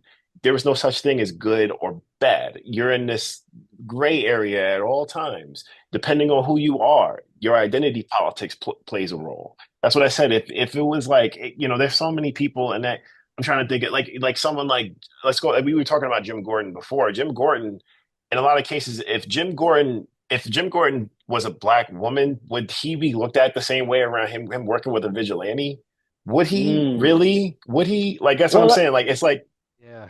that's the interesting thing because like we have seen him be portrayed by black men or be right. like That's still different. That's still not the it's still same thing different as a from a black black woman. woman. Yeah, I it's still agree. So that's why I wouldn't necessarily put Kamala in the exact same boat as Reagan, but I mean, I do understand Oh, your definitely point not. Yeah. about like about how just politicians in general, Politicians work. Yeah. like they're in a position of like Right. good and bad is kind of a different Mhm. matrix than like the average person, I guess we could Indeed, say. indeed, and we only have that sort of sort of, as you said, I think that's a great word, is matrix, to sort of judge them against. So when so that's why misinformation is so powerful for Amanda Waller, to be like, you see these heroes in this very stark good light, this good spectrum. So if they do anything out of turn, that's bad. Batman punched a civilian in the face. Oh, he's gone rogue, blah blah blah, because you're so used to seeing him in this other side of the spectrum, because there's no space to be either or. So that's why she's such a compelling character, because she's in both. And that's what I mean. Like, people can't, that's why it's easy to label her a sociopath. It's like, no, she's using the tools that are already available to her, that people have been using in the same universe for different reasons. It's like, people think that, you know, a character like Lex Luthor is very attractive. A character like Lex Luthor is super dope, but Lex Luthor is the same thing. He was president Mm-hmm. too. It's like he was president. Like, Lex Luthor was And they president, were bro. working together on Justice Working League together, right? Unlimited. Or Justice League Unlimited, and Public Enemies, they were working together. Like, they were very Mm-hmm. close Mm-hmm. in Public Enemies. That's what I'm Yep. saying. Like, what is this? What are y'all saying? And he It was don't make any kissing that sense. woman. He was like kissing He her on the mouth. he was sexually assaulting that He woman. It wasn't even was. kissing her. He was sexually assaulting her. That's He just straight true. up Good. grabbed Thank you her, for and it's like, correcting me. Yes. I'm Uh, saying, like, it's crazy. oh my God, it's not easy being Amanda Waller, that's for sure. But like That's why that's my girl. but I do have to point out though, I do think that she does have a megalomaniacal streak. Like Oh yeah, she does have a yeah, hypocritical streak because like absolutely. the fact that she wanted to steal all the heroes' powers and then Yeah, absorb them into the Amazos, like right. so she could be in control and have Oh Brainiac yeah, Queen under her control, everything. She wanted control of everything. She control. controlled Yeah, the whole time stream. She controlled the whole universe. yep. Like it's crazy the scope of this story. I'm like, how did she do this? Like she went into the multiverse and gave it a multiversal implication. Be like, you know what? I'm gonna build an army in every uh multiverse as a contingency, and she did that. Brilliant. I love Well, it. it's But it's very that's dope. Batman, Yeah, like It is right. very knowing what's Batman. best, It because that's is. what she's like. I know how this should be distributed, how the power, and it makes sense, like you're saying, because the people just have to trust that these heroes will do the right thing. Like Right. there's a very strong argument for like that superheroes in and of themselves can be a fascist ideal, because you're like, oh, Yep. this powerful person will come and save me. And that Yep. reliance on that, or like, oh, they'll definitely do the right thing. Right. Why do you know, like, have you met people? That's not going to Right. always happen. Right. But Right. it's exactly like, if Batman had the option and he could be the one to Yep. distribute powers to people, do you think he Yep. wouldn't do the He same thing? wouldn't do Like, that. Thank you, sir. Mm-hmm. Wow. absolutely. Mm-hmm. Like that's Thank you so much. Brilliant point. Brilliant point. Mm-hmm. That's a brilliant point, because he does it already. Batman Incorporated, all of that. Like, he's done it. It's yeah, not even he like he, likes Mm-hmm. he like, likes control right, just as much, but we Mm-hmm. right. don't mind seeing him in control. Seeing That's the everything. thing. Like, Thank you, sir. Thank you, Because sir. he is a That's white right. man of privilege. Like I mean, A rich white man. like Yeah, that's I'm attractive. sorry. Like that's why I think it's so interesting. Like you said, how it's leading into the absolute line. Like so, after you read Absolute Power, you should read DC All In Special, and then you should see how this unfolds because like this is leading into they're rebooting the Justice League Unlimited title, like literally, like with Mark Waid. And I think Oh is Dan yes, Mora on that too? I think I I haven't gotta read it read I yet. think that. that dropped this week, right? The first It one. did? Yeah, I think Oh it did. so we man, gotta I read gotta that, get guys. that. Yeah, I don't have it yet either. I hope I can get it, because it's been tough getting the absolute ones. They are just flying. Yes, yes. So I didn't get to read Oh, all of them yet, but I did read the Batman one, and that the most interesting thing to me about that was how they flipped the script and made him mm, not rich. Like he's yeah, literally just like a blue collar person, yeah, and it I changes so agree. much. Like and for the in a better way, I think for at least for now, like, it's like it just What I kind of found, shows. Mhm, go ahead. yeah, yeah, I'm sorry. I was just gonna simply say, I think what I found really fascinating and powerful for like the absolute universe being set up, I think that the parallels to like what's going on with America right now are like too stark for me. So I'm thinking about how like the concept of what the absolute power universe is. Well, the absolute universe is. So it's this idea that Darkseid is able to create a whole new world, a whole new universe, well, reality of sort. No, universe.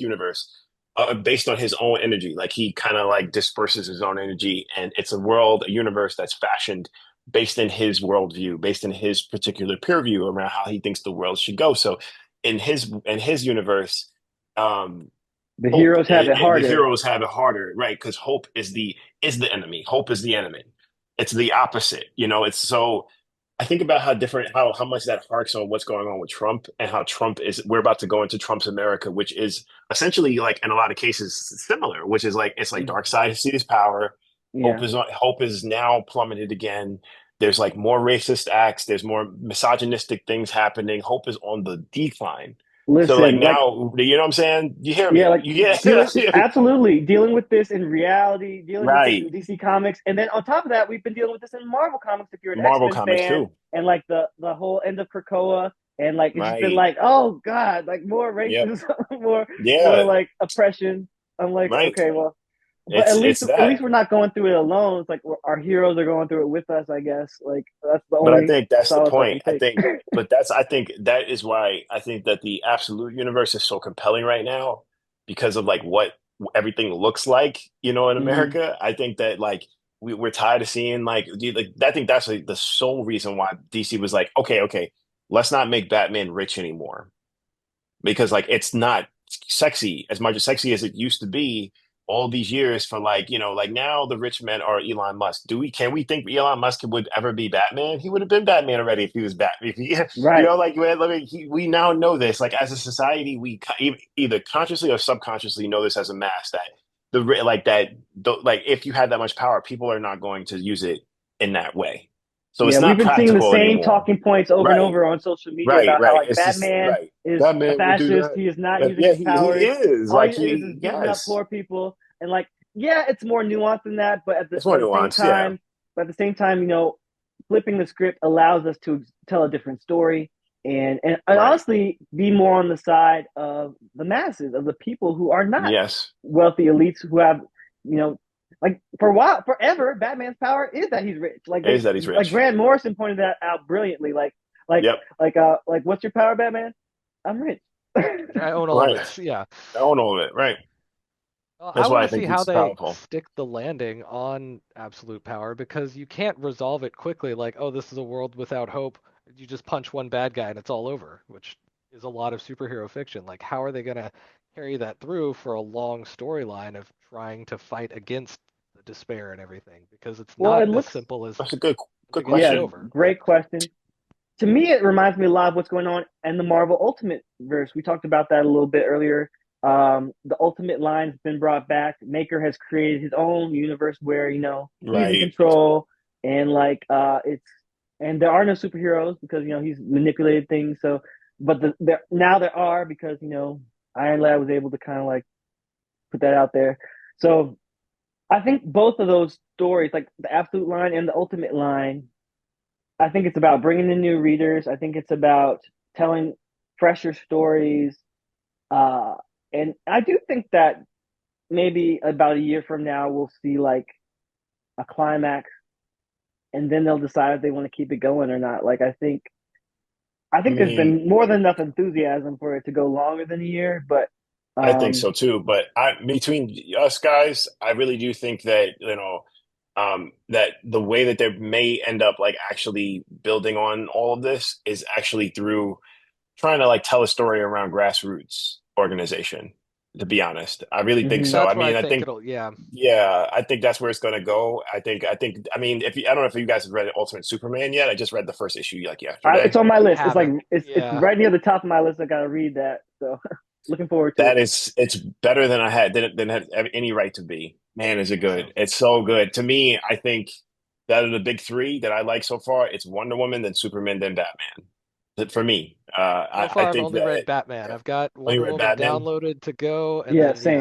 Hmm. I'll check out I Yeah, want to Wonder read Wonder Woman. Woman. I want to read Batman. Yeah. I have to say, I'll be honest. Hmm. I feel crazy as a Wonder Woman fan because, like, I feel like for a long time we've been saying Wonder Woman doesn't need a big sword. Like, she's got a lasso. Like this is like we like let her What? be Wonder what if she Woman. was Cloud Strife? That's all I And, want to and know. so, Word. but now Wonder Word. That Woman is has it. a Yeah. sword, and and everyone's loving it. So, like, well, I'll give it a try. Maybe I'll love it too. I'll try not to be It's biased. It's ridiculously badass. It's I like like the so magic badass. too. It's got like the Yeah, glowing red eyes agreed. Magic. doing So, the so dance. honestly, I feel It like it's looks a so Agreed. ripoff good. of Marvel's Magic character Liana, but like I'll put that aside. I will try not to be judgmental. See, Um, you want me? I'll give you my take if you want. I'll tell you what I think about that whole element around magic. yeah, I think that my wife and I have been talking about this for the last couple of weeks, as a matter of fact, because my wife is very big into witches. She like me believes too. in This has been witch, witch year, yeah, guys. witch Agatha year. all along, Besides Wicked. Agatha, right? Wicked. It's been a Talking witch about year. black women who's oppressed with Wicked. Like we can have a Listen, whole separate it conversation. is, man. Anyway, but go ahead. It's like Yeah, women, but like women, the year of the women around this. So now my wife and I talk about this in particular, right? About like magic and the state of like witches and like what witches are. And like, so like, for instance, like we talked about the significance of how when people talk about the Salem witch trials, right? People don't say, generally speaking, people don't say we burned women at the stakes. They usually say we burned witches at the stakes. And there's a clear distinction there, a huge distinction, right? Because when you say that you burn women at the stakes, what you're doing is admitting the fact that people actually were just being misogynistic and killing innocent women, right? As opposed to it being that there were women that were witches, and then that they found evidence and proof that these women were witches and then burned them at the stake. Two different things, because witches do exist, and then witches, they do practice magic and practice these different things. It's a real thing. So you have some that are either tapped into the consciousness that are sort of kind of witches, or people that are just straight up witches, or just like innocent women. They're just women. So, but the point is, regardless, it doesn't matter, because if you are a woman, you can easily be thrown into one of those buckets, and that's where the magic is. It's like trying to understand that are you a witch? Are you not a witch? In what way are you being perceived in society? And you being a woman in that position, there's magic in that. There's a lot of magic in that, of like that yeah. mysterious nature of like being a woman, always being hunted, trying to understand all these different elements around your experience and womanhood and the history of being a woman, right? Yeah, So most witch when you stories are about women about taking back their women's power. taking back their power, precisely, covens, things of that nature. So when you have a story like Wonder Woman that's actually tapping into the magic and witches and things of that nature, it bases the experience around, well, rather it bases the themes around Wonder Woman so heavily, and like heavily tied to femininity and to the woman's experience, that you can't help but read it just being a woman's story. It's like Listen, really, really well written, and it's written by Kelly Thompson, a woman that's yeah, writing I it, was and about to it's say I'm fantastic. excited to see a woman Yeah, writer tell her take on Wonder right, Woman, right. I know you've been because talking about that for a while, Freddie, because you were I, like, I "Why are I'm all these men always writing it?" here. Yeah, I I always agree want to with you, support man. the women who get to write Wonder Woman because Yeah. like we didn't get to talk about Wonder Woman's part as much in Absolute Power, Oh but yeah, like we didn't. I had mixed feelings about I'm not a big fan of Tom King's Wonder Woman, I was about to say like I don't and like I'm how he reading it writes her dialogue personally. Like like it's she was so Uh-huh. literally insulting. making out with Steve Trevor for half of the issue like of her own book. Oh, I'm I like like that. You didn't like that? I mean, Well, it ties into what's happening. I'm reading Wonder Woman too. I'm reading like her story mhm, with Tom King, and it ties yeah, into what happens with Tom King. I'm It does sure. time into that story. Yeah, If you want to know, I could he's telling tell a you. specific story. I don't entirely hate the Yeah, Wonder Woman Steve Trevor romance. yeah. Like it has its place and it is like the big thing. But I come from a position where it's like, Wonder Woman has always been, queer coded, like coming Mm. from an island of women, a paradise island. And then eventually they did say like she's like bi or pan or whatever, but we never really see it. And like, we're not gonna see it like under Tom King's run. Like it's not happening. And I'm just like, okay, if this is what it is, like it is kind of funny, like her, like Robin being like, "Oh, you guys are kissing again," like, That was the fun part for me, like a little bit of levity, because the storyline itself was so like So dour most of the dark. time Yeah, I that agree. and I agree. and and I do like the little rapport that they have between Wonder Woman and Steve Trevor. Yeah, But it was like it was a specific thing. I had to be like, wait a minute, okay, let me just like accept what's yeah. going on here.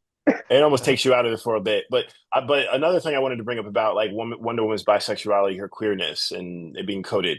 My wife and I have debated this for many years too. Uh, she said my wife has always been saying like, could Wonder Woman truly be queer if she's not depicted as such when she gets to Man's Island? Now, it's one thing if she's on Paradise Island, is nothing but women. Hmm. So it's like the concept of what duality and sexuality is, there is no such thing. So you can't really think about it as in relative terms of her being queer because that's all was available, right? So when she moves to Man's Island and is only messing with men like Steve Trevor and Nemesis and whatever, all of the men that she's had relationships with, that means that in this case, in that context, on that land, on Man's land, she's just cis, unless Listen, she's we could have a whole depicted podcast as about this because queer with another woman, right? Sorry, yeah, no, we no, can't. you're making great points. Like I get it. Like I think, well, she was taught about men. She was taught to Yeah, fear men on like growing up, and like I think there's a whole lot that could be said about the fact that like the first man she sees, she's instantly attracted to, and like, and then precisely. there's so Right, much layers to it. But the right. long story. But I'll just say, I'll accept Tom King's Wonder Woman for what it is. I'm trying to read more of it. Like I'll go back and read the parts I haven't read yet. Look, But here, I'll tell you why I think you should read it, but continue. Sorry. well, I was just gonna. One thing I want to mention real quick is that we haven't mentioned that Amanda Waller also cut off all the magic users. Like she had everything Right. covered. She was like, you know That's what? right. That's right. Like we That's were talking about women right. and witches and power, and like Zatanna was a big player of it. Like Right. she like there was an interesting storyline in the Superman tie-in. It was like he was like, we gotta go find the dark path because Amanda Waller has taken over like the bleed and everything. We can't use magic, and then and we all know Superman has a weakness to magic. And then they kind of like show a little bit of his origin where he's like a kid trying to do a magic trick, and then you see like flashbacks and stuff. But then at the end of it, he comes around. He's like, I love magic because like him and Satana finally like figure it out. So I thought that was a cute little character arc for him that I had After he never was seen through before. walking the witch's road, essentially, with her. Exactly. When I started That's reading it, I was funny. like, wait a second, what is this? Very, Yeah. very different in the end, but yeah, it was the first thing I Definitely some thought of when I parallels. saw it. Yeah. Hmm. That's really, really funny. Yeah, but I was gonna say about Tom King's Wonder Woman. Uh, well, for one, I want to tell you this is that when it comes to like reading Wonder Woman, Tom King does this thing really well when it comes to like telling a story about a character through the not necessarily the actor's perspective, but more so the observer Hmm. perspective. So for instance, like I'm reading his new Black Canary book. He's got it came out with a new Black Canary book, and it's so dope. I just it's the first issue came out, and it's so damn dope. I really, really like it. But anyway, I digress a bit. But the reason why I bring this up is because he's writing two female DC characters in the same year. They've given him that power, and I think that with that power, he's actually quite judicious and relatively smart about it. So what he does with Wonder Woman, I think, is fascinating. Is that he tells a story about her might and how like incredible she is from a distance. So what he's doing is he tells it through the antagonist's perspective throughout the whole Hmm. story. It's like the antagonists, who's these like dudes that are trying to take her down, these men, they're like, oh, we've witnessed this great power and you've done, and they're talking to her daughter through the perspective of everything. So it's an interesting purview to see how men think about her. So he's not really in her mind. He's not talking about Wonder Woman's motivations. He's not speaking for Wonder Woman. He's not. What he's doing is he's like witnessing her and he's making the audience who's reading the book witness her through the periphery, which I think is a fascinating perspective. I always like those perspectives when you can tell a story about someone's mythology and legend, like, and it's kind of like passing down stories, and that's what he's doing. And he does a really great job of it. So I think that even in that regard, it's entertaining to read. And I think the art's fantastic. The art's like just out of this world for Wonder Woman's book right now. But that's I say that just because I think that there's a huge contrast between reading that Wonder Woman versus reading Absolute Wonder Woman because Absolute Wonder Woman is written by a woman, and there's specific things that she doesn't have to like do because she doesn't have to think about the experience of a woman. She just writes it and it just fits.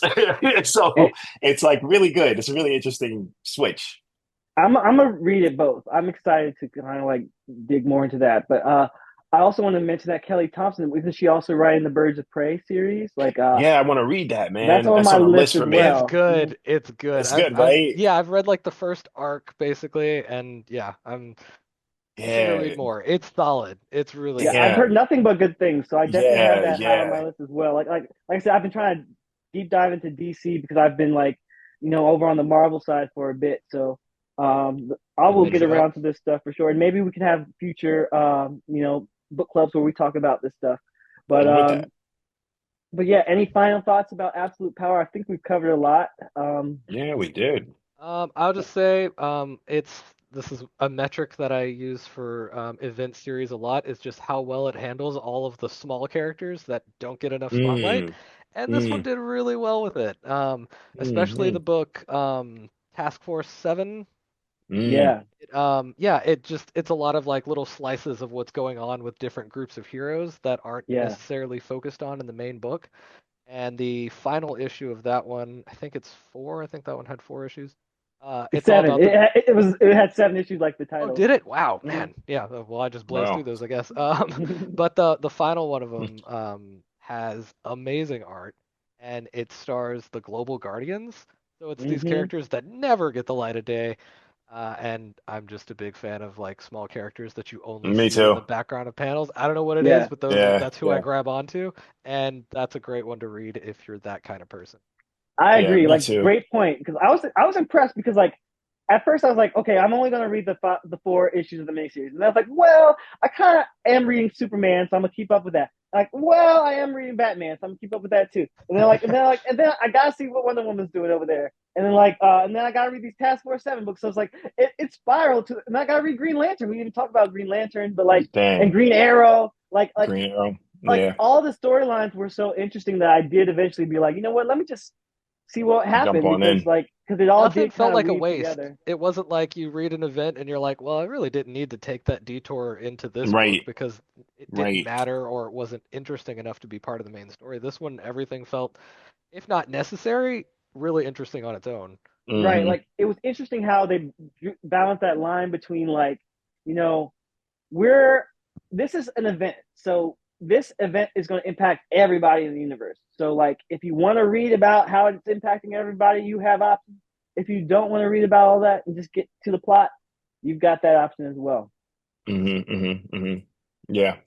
I think it was like I said, I thought it was like just a great place to like really jump into it. Like I think it will stand a test of time as being a really great launch point to like about a for an event. Like I think, especially when it comes to these like big DC events that well, not even big two, they always do these resets, hard boots every, I don't know, like getting shorter and shorter as the years go on. So maybe every like 3, 4 years, they'll be like, oh, we got to reboot everything.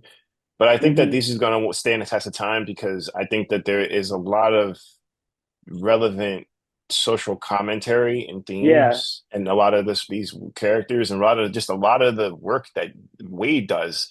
I just think that and then not to mention the art is so freaking pretty that it's amazing. always gonna look shiny and pop. It's gonna pop like uh Jim Lee's art pops from the 90s. It's just gonna Mm-hmm. pop. It just looks so polished and pretty. So I think that as time goes on, it's going to really hold the test of time. I think that comics will be borrowing from this for a while, taken from this for a long while. Like I do want to mention that I was going to say that it reminded me of Civil War, like Marvel Civil Um, War, the first one. For me, that was one of yeah, my biggest yeah, it's quintessential. that's a huge event, and Yeah, it is it a huge still event. holds up in my opinion. Like I know Hmm. we people have mixed opinions about Mark Millar and all that, but like Steve McNiven's art was one amazing, and then the storyline was so, like you said, relevant So and good. like and here we have a lot of similar stuff. We have superheroes, being threatened with jail, um, like basically you have the government or like a government figure, coming after them and all that stuff. So it's like it reminded me of Civil War a lot, and then also we talked about how it reminded me of Justice League Unlimited. So I think it stands on those shoulders of being in that vein, but it does kind of do its own thing. I do agree. I think there's a lot here that I hope people can like come back to even in years to come. It's Or if they haven't read it yet, just read it, and then watch our honestly, conversation. I honestly think it's also a lot of credits due to Mark Waid's brilliant mind, his encyclopedic knowledge of DC heroes. For him to be able to like through line and thread all of these different themes around these characters, he understands these characters to like what they symbolize, but also like their histories. So he's able to write them in like really sparse ways, like little small little things he'll write. Like for instance, like I think about how the way he wrote Damien. There's like an understanding around understanding that Damien has been around for a while. He's been around since like the 80s. Like, he's been around as a character Da- from a mainstay for a Damian while. Wayne. Wayne, yeah, yeah. I think is it the 80s or the early 90s that he first came around with the cloak outfit. He had like a big cloak, and Grant David was like the Morrison introduced Grant Damian Morrison, Wayne in Damian the Wayne in the 2000s, 2000s. Okay, but that excuse was me. but there were like precursors No, to but there Damian was Wayne. precursors. I I'm not think talking about like Batman and Robin one. Not like the Talia story in the early 2000s. I'm talking about there's like one that's like a Elseworld story. yes, That that's was what I think. yeah, right. That's the precursor I was talking about. Like I think Uh-huh. might have been Mark Waid's character from Might be Kingdom Mark Come. Waid. I I think think it might be Kingdom I Come. bet you Yeah, it was. I think it is. Yeah, I think it is Mark Waid's. Yeah. But that's what I'm saying. Like he wrote like this dude wrote Kingdom Come. Kingdom Come is like up the shining. what Yeah, like near the that's top of the mountain as far as Mount like Rushmore is of like yeah. of comics. Like Jay-Z named his album after Kingdom Come. Jay-Z didn't read comic books, and he understood the relevance of Oh, freaking is that Kingdom Come. what the reference? Like Oh yeah, that's what I it thought is. it was Like more like a biblical yeah, reference or something. But no, yeah, okay, step aside the boost. Your Superman is alive. He all straight up right, says that. It's a reference. Yeah, very cool. it's yeah, it is to Mark Waid's work. You know what I mean? Like Mark Waid is serious, but like I think that he's because of that he will be in a position in which he will always like this story will stand the test of time, and people will be able to grab from it and use it in like movies and media and new storylines. They're going to take from Absolute Power. Absolute Power is So too good. I do just have to say Good. real quick, like Mark Waid, like we talk about how amazing he is, and he is. Um, uh, I do have to just take a minute to say, it's unfortunate that we cannot talk about John Ridley with such praise. Like, I think that, like, at the end of the day, it's not about color; it's about good storytelling. I think, you can have people of any color tell good or bad stories. But we talked about Dwayne McDuffie. Dwayne McDuffie is the McDuffie, yes, shining. he's up there with He Mark Waid, as far as I'm concerned. exactly. Um, That's what I mean. That there we go. We but got talking but about I John do want Ridley. to mention the fact that like I did have to like ask myself what are Mark Waid's biases? Like the fact that Amanda Waller is the villain, that he's the one who's architected this story about a black woman being the villain. Like, um, you know, was that intentional? Was that just coincidence, circumstance, whatever? Or is it someone else to blame? Or is it even about blame at all? Is it just more of just should I just accept that this is a story and characters have nuance? Like, there's many ways to look at it, but I definitely do see Mark Waid as an ally. And honestly, I have to mention the fact that he went on Blue Sky after the election. He was like, after this election, after the results, he said that he no longer has faith in the goodness of people. And he doesn't know if he can write comics anymore. And a lot of people were devastated. We're like, Whoa. we're like, we are devastated that you have said this, but we understand. Like Right.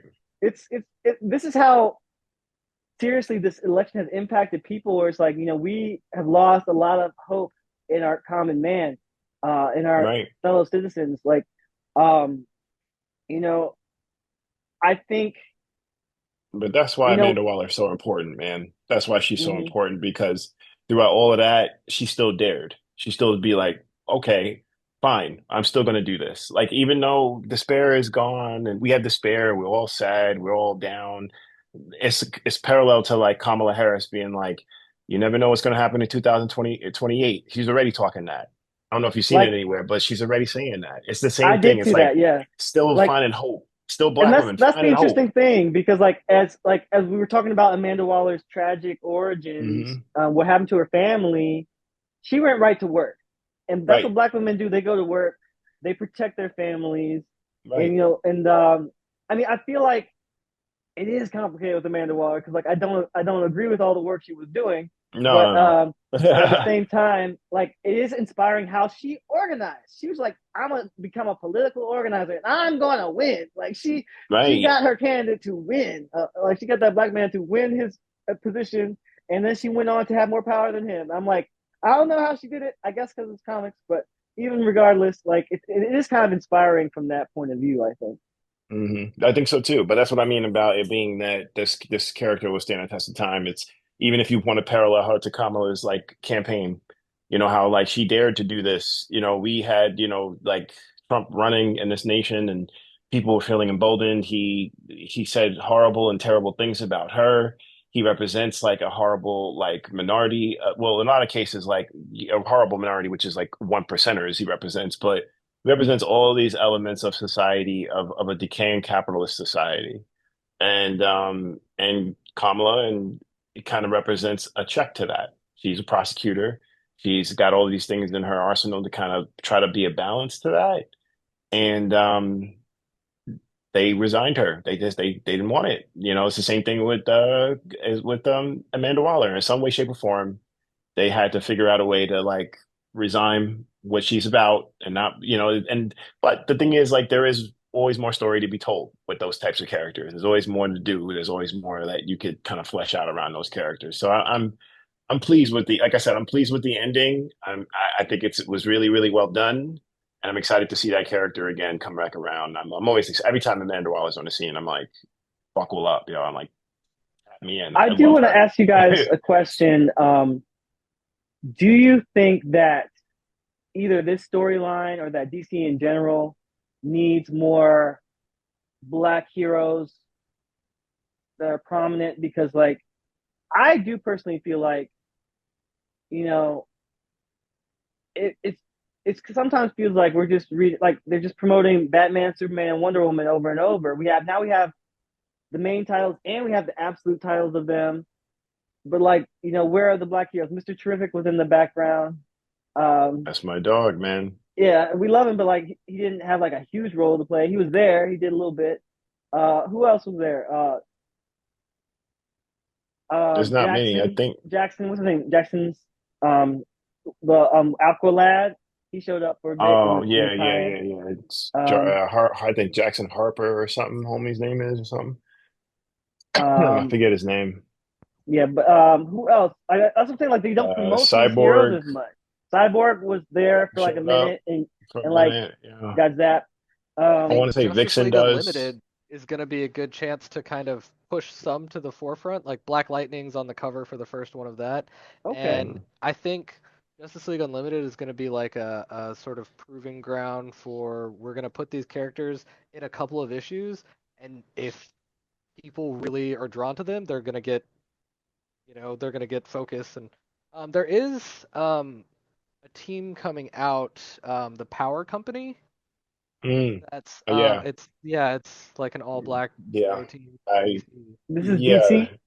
Yeah, No, I it's don't know sort who's of like a writing it. I do. It's David Walker, John Jennings. It's a collection of folks writing that. Interesting. I haven't heard about this. Vita Aya. She's writing. Ayala. She Ayala. Excuse me. Vita Ayala is writing. I want to say Eve Evening is actually a part of that too. That movement too. It's like a whole movement. It's like Okay. yeah, yeah. It's like a whole thing, and it's like a conglomerate. It's like I want to say they are either in conjunction with DC Comics or they are actually a Ooh, Patreon that they're actually creating a So it's not a Patreon title, around it's it. like a an imprint. I think it's an imprint. I think it Okay. might be an I thought it imprint was just actually. this is interesting. series. I've just looked this up. There's an article on Bleeding Cool that says the Mm. Power Company versus the Waller was right movement from DC in 2025. Like, I don't know Interesting. what's going on here, but I'm Oh, gonna read about that and so learn more it about is what's going on. DC then. It is DC. Okay, I was wrong. It is DC then. Yeah, DC Power, Rise of the Okay, Power Company. okay, okay. Who's writing it? Like you Is said, that John it's Jennings? got Brandon Thomas, Vita Ayala, John Jennings, Yeah, Zipporah there you go. Smith, Ray Anthony Right. Height, Kanano. It seems like they have like kind of like a lot of black and people of color like on the team. I don't know all the names, but I do know some of them. Um, Yeah, John Jennings, I know personally. He's great, oh, Oh, fantastic awesome! dude. nice. Yeah, he's a fantastic dude. Yeah. And it's got the introduction of superpower lawyer Josiah Power. So I don't know. I hadn't Okay. heard about this, but thank you guys for pointing that Mm. out to me because I'm Yeah. gonna definitely see what this is about. Mhm. Um, all right. Well, whew. Thank you guys so much for being here with me today. Thank you to everyone who's listened to our conversation. This is an open conversation, so anyone who reads what we're reading is invited to join us in the future. Sometimes we talk about, whatever books we read that week. Sometimes we actually have a topic like today. Yeah, tell us in the comments what you want to see future discussions about. Maybe you can follow us on our respective um, social media handles. Like I am at DMVCBN on most platforms, primarily like Threads and Blue Sky right now, and YouTube, of course. So one more time, Claude, do you want to tell everyone your social media handle again? Yeah, Curly Insane Guy underscore, and that'll mostly be on Threads. I'll have my links there for the other ones, but it's like Blue Sky is kind of the same stuff that I put on Threads, and then I don't post enough on my Instagram, so that's Threads is your best bet. Curly Insane Guy with an underscore. Nice. Like I just like to go in alphabetical order. So Travelle, tell everybody your Cool. information as well, please. I'm Big Boy Nerd. You could usually find me on Threads. That's usually I'm mainly active, but I just got onto Blue Sky under Big Boy Nerd as well. And Big Boy Nerd is also my handle on Instagram. Instagram, I'm trying to post more on. I'm actually going to be posting more on that in 2025 for Nice. sure. Just like more content, things of that nature. But yeah, those are just the spaces that I usually am most active on. All right. Like it's been a pleasure to have you guys on my show and also get to know you guys more on Threads and Blue Sky and Instagram. And yeah, this is about community. This is about bringing people together over comics. So yeah, we want to hear what you guys are reading. We want you to join us on future discussions. And I honestly don't know what the next one is going to be. So, like I said, tell us what you want out of this, and we can make it, interactive. That's my goal. All right. Thanks again, everybody, and have a great day. I usually say Excelsior, but because this is DC, I'm going to say uh, up, up, and away. I'm up and away. There we go. All right, guys. Have a great day. You too, man. Thanks. Later.